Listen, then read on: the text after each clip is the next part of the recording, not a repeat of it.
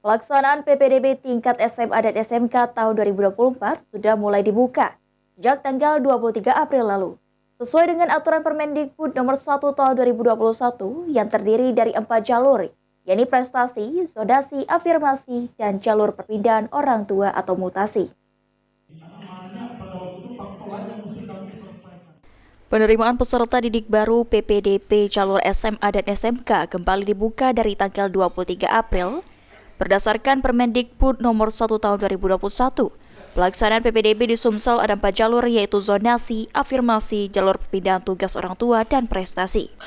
Di mana dalam 4 jalur ini ada persentase siswa yang diterima, yaitu untuk jalur zonasi 50%, jalur afirmasi 15%, jalur perpindahan tugas orang tua atau mutasi 5%, dan jalur prestasi 30%.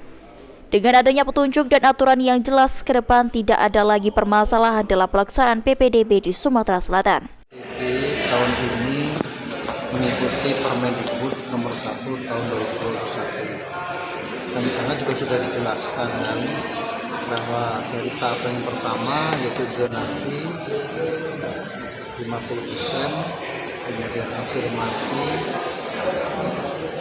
kemudian 15%, kemudian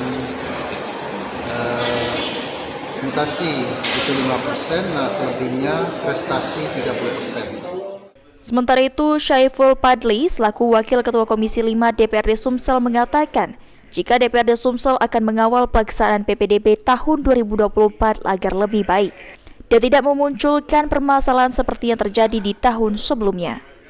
Kita akan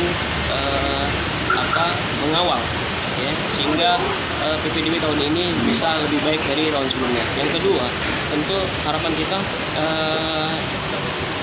dalam pelaksanaan PPDB ini tidak muncul kekisruhan ya, seperti tahun-tahun sebelumnya. Nah, artinya dengan adanya sosialisasi dari semua elemen sektor masyarakat, pakar pendidikan, duduk bersama-sama kita untuk mengimplementasi mengawal implementasi Permendikbud 1 itu. DPRD Sumsel juga menurut Syaiful akan menekan pada Dinas Pendidikan untuk dikawal secara penuh. Ilham Wahyudi, PAL TV.